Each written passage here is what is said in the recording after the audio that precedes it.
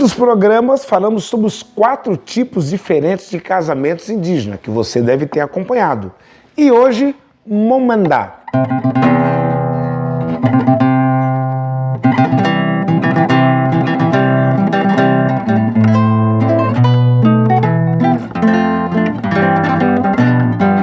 Momandá é a cerimônia, os mais diversos tipos de cerimônias dos povos indígenas. Eu digo cerimônias, as pessoas têm mania de preconceituosamente chamar de ritual.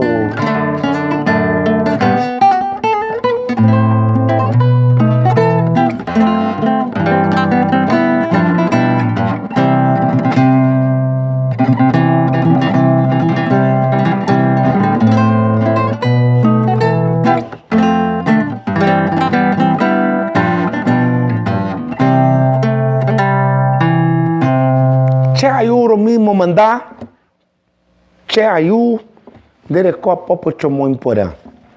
Hoje eu vou falar sobre casamento e digo que isto ficará também guardado aí no seu coração, independente de você ser solteiro, casado, desquitado, divorciado ou pretendente, né? Pamaé, Catu, Sapucai, Ui, Inderera. Agora eu estou elevando aqui a minha voz forte. Toema Catu Eui Paulim, pedindo que a força de Deus venha sobre nós, porque Ayu Romama andar. Porque eu vou falar de uma das coisas mais sagradas, o casamento.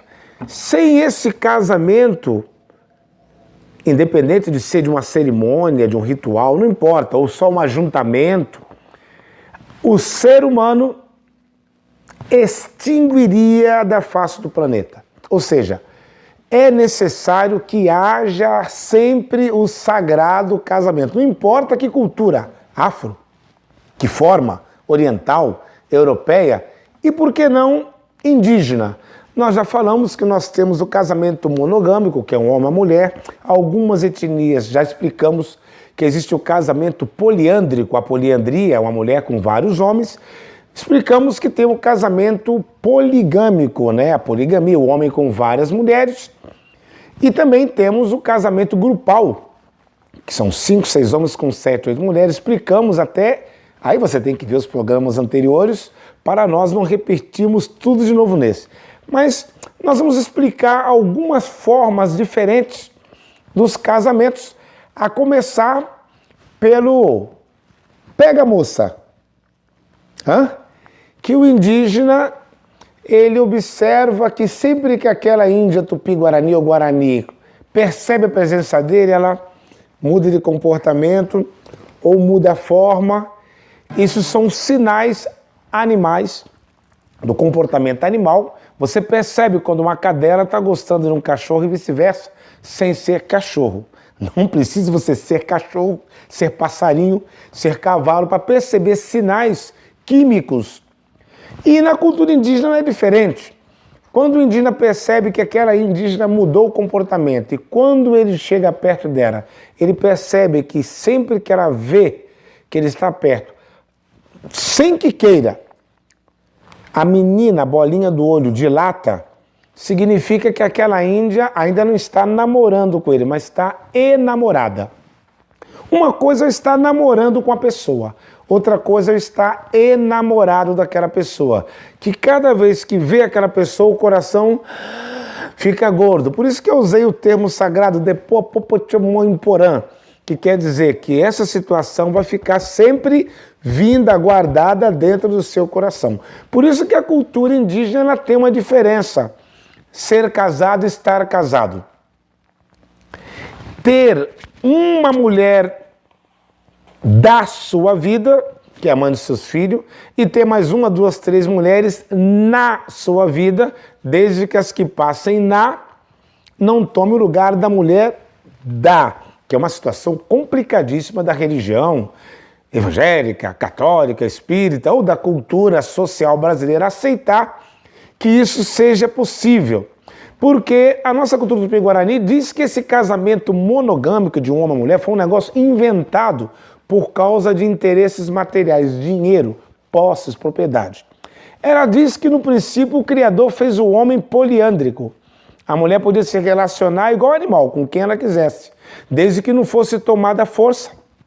Não consistiria nisso um pecado, que em qualquer cultura pecado é transgressão de lei. Então, se um índio percebe uma índia sendo casado, solteiro, você não importa, estando em convívio natural com sua esposa e amando, porque o índio separa fazer sexo por amor e fazer sexo por prazer. Às vezes o indígena entende, e não sabe por quê, com a esposa dele ele faz menos sexo e sempre que faz é com muita intensidade, com muito amor, porque ele ama. Mas com a outra índia ele faz as relações até mais que violenta, bem animal, não por amor. Amor nunca. Jamais ele trocaria a esposa dele, a mulher da vida dele, por aquela uma, duas ou três índias que passaram apenas pelo prazer. É complicado entender a cultura indígena, mas não é tão difícil, porque ela respeita o comportamento natural do ser humano em verdade. Ou seja, aquele índio admite que ele está casado com aquela índia, mãe de seus filhos, mas que ele sente uma atração incontrolável por aquela outra índia, que ele sempre que vê ela, tché, paan, tché. A palavra paan na nossa língua quer dizer armar. Ele fica armado, fica excitado e tem um desejo de se relacionar com aquela que não é esposa. Ele não está mentindo, é um comportamento natural, porém ele entende que Deus, quando fez o homem, coisa de índio, ele fez o homem para ser poliândrico. É normal a mulher estar casada e achar um outro bonitão, ter até vontade de se relacionar com ele, mas não vai, porque a cultura, a religião, a família constrange. O índio diz que isso é tudo inventado. Outra coisa, existe o homem também que está casado, não quer trocar a história de 30 anos, jogar fora por causa de um momento com outra vizinha. É o que o índio também não entende. Como é que os homens da cultura ocidental fazem essa loucura? Porque o índio porque o marido ou a esposa deu uma escapadinha de meia hora, 15 minutos com vizinho a vizinha, pronto.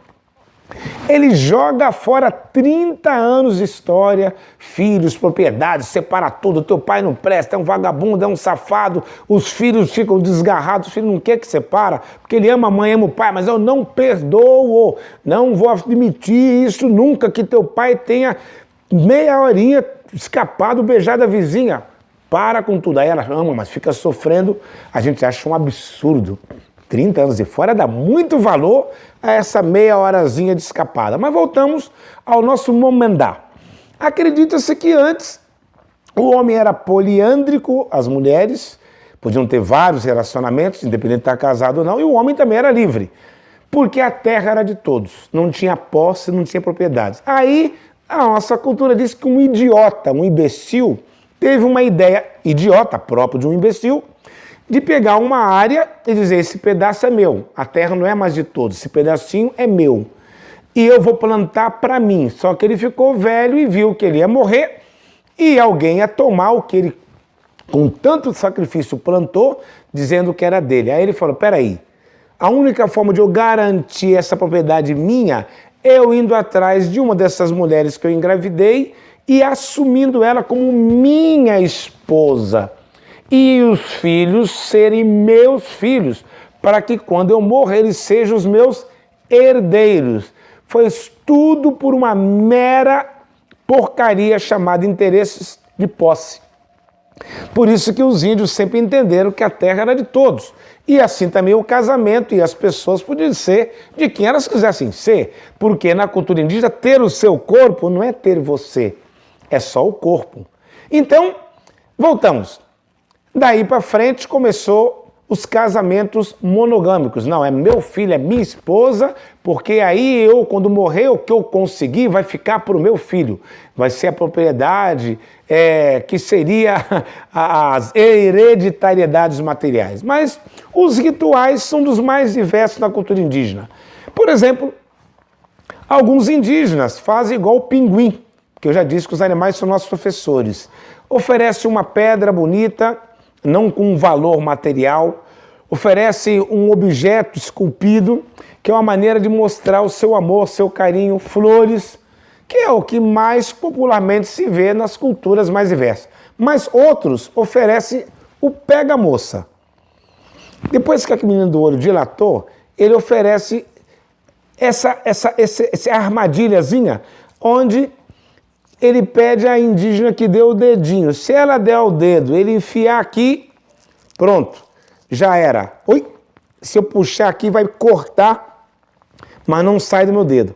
Aí esse indígena sai com essa índia dando uma volta na aldeia, dizendo: essa aqui aceitou ser a mulher da minha vida. E vai entrar na, que é uma diferença de você ter a mulher da sua vida e uma mulher, ou duas, três, na sua vida. Os pataxós já tinham um ritual diferente.